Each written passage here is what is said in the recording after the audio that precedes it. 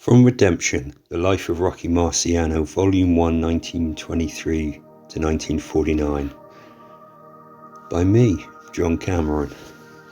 This is taken from Part 2, Chapter 2, The Smoker. I would do anything to win. Defeat is never an option. Rocky Marciano. During the first half of the 20th century, when boxing was still on its rise to prominence before hitting her zenith in the turbulent, troubled 60s, there had grown a subculture of its own that owed its roots to the very birth of the modern sport, when most states in America had outlawed this barbaric spectacle.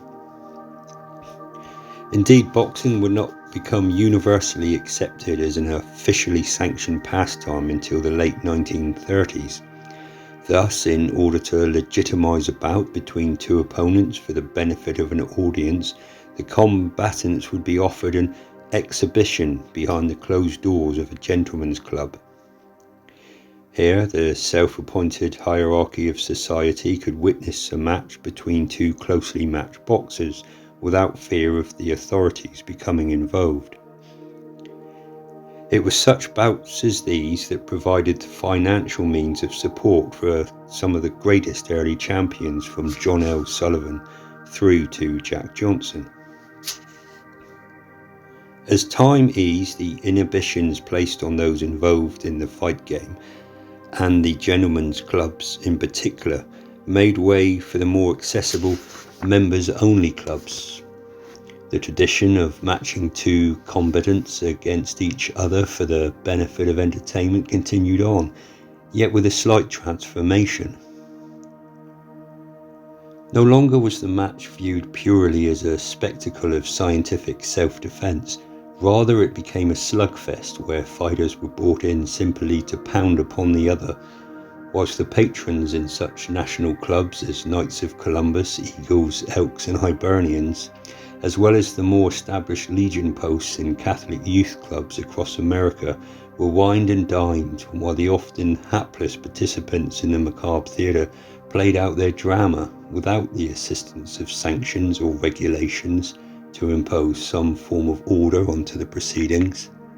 However, these shows did provide some purpose to the fighters involved.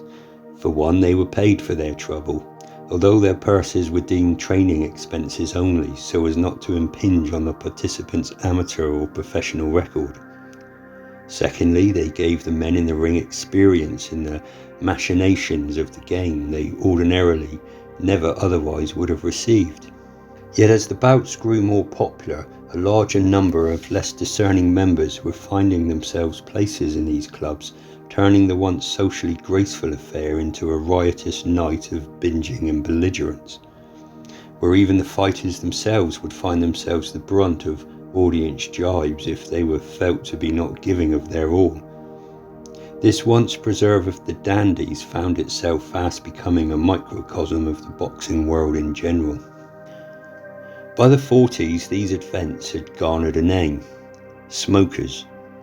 This was a term loosely coined from the bilious tobacco smoke that clung about the ring from the readily consumed cigars of the patrons. In fact, members even began to associate themselves with the cigar itself, identifying themselves in a Masonic way as being members by the puffing or chewing of as large a cigar as possible, or, if they did not smoke, the wearing of a lapel pin bearing the image of this tobacco-filled log. Thus it was into this carnivalesque atmosphere on the evening of April 15th, 1946, that the boxer to be known later as Rocky Marciano would be unveiled upon the world outside of the army. It was to be an inauspicious beginning, and one many there that night, including the fighter himself, would perhaps sooner forget. That April, the erstwhile Private Rocco Marciano, now free and reinstated, had found himself on a 15-day furlough. After spending precious time with his family, he would venture out to catch up with members of his clique who were themselves either on leave or demobbed. Amongst one of the first old acquaintances he saw on his sojourn was the older Alcee Ale Colombo, elder brother of Finney, with whom Rocky had that childish falling out over a ball some 12 years earlier. The two would reminisce about their youth while swapping tales of their careers in the service, for at this time Ali was a master sergeant at the nearby Westover Air Force Base. He would be referred to later by Peter Marciano as someone who was not particularly good at sports but was a great organiser. He was the one you would go to in order to sort out rosters, for coaching and to manage a team. He was also a dreamer, and his dreams rested on his younger friend Marciano, especially when he learnt that Rocky was boxing for his base. The two set out, in Ali's mind at least, a fail-safe plan to riches when his friend left the service of Uncle Sam. Ali envisaged that he would manage him as a fighter. For sure, Alsac, as Rocky would call his old friend, could foresee them both scaling the summit and ruling the world. Later, when this idle talk seemed on the verge of becoming a reality, he would virtually inhabit the Brockton Library, where he ingested every piece of information he could find on the history and intrigues of the fight game. For now, however, the pair parted with Colombo's head filled with optimism and dreams, whilst to Rocky's mind the idea seemed nothing more than a relatively easy way to make money, for he still balked at the idea of taking up the sport in earnest.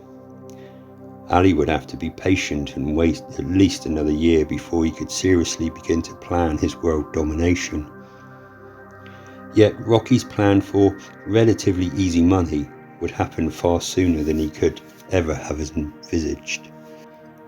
Forever the family man, he was visiting his uncle Mike Pacento, an avid fight fan himself. Over a bottle of wine and copious cigarettes, a less endearing habit picked up by the normally health-conscious Marciano in the services, the elder man was regaled with tales of his nephew's prowess in the ring, which would lead to Uncle Mike oppositioning his nephew to the possibility of fighting whilst here home on leave. The soldier was keen.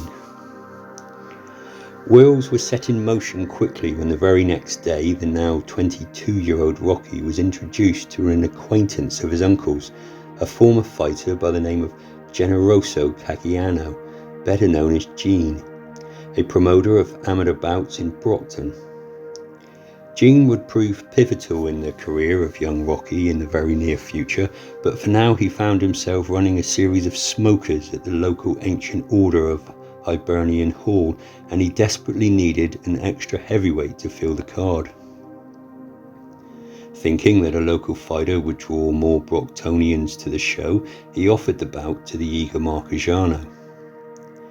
Added to this was the incentive of $30, his training expenses, to be paid in cash straight into his hungry hands at the end of the engagement.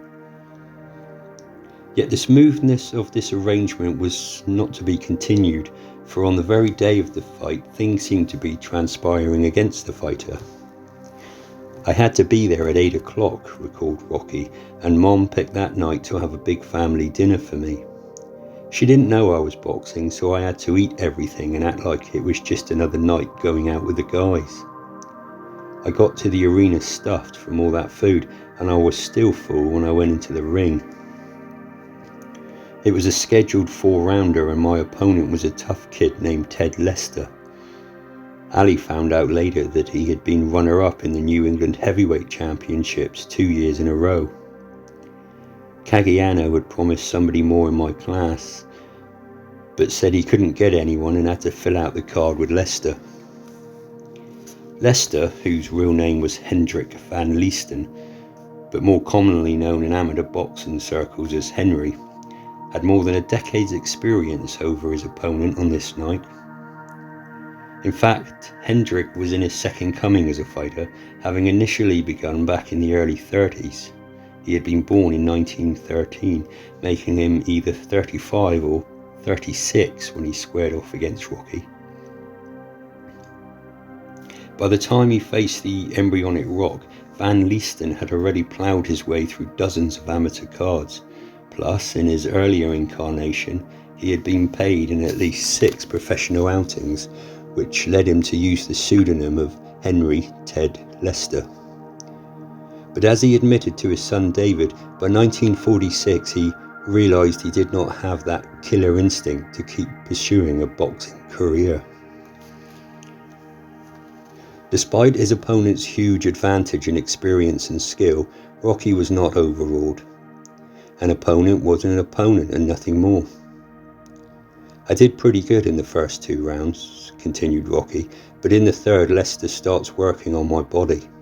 I backed against the ropes, which were loose and they sagged. My feet went out from under me, and as I stumbled I kicked him accidentally. The referee disqualified me and gave the fight to Lester. This was my first hometown fight and I lost it.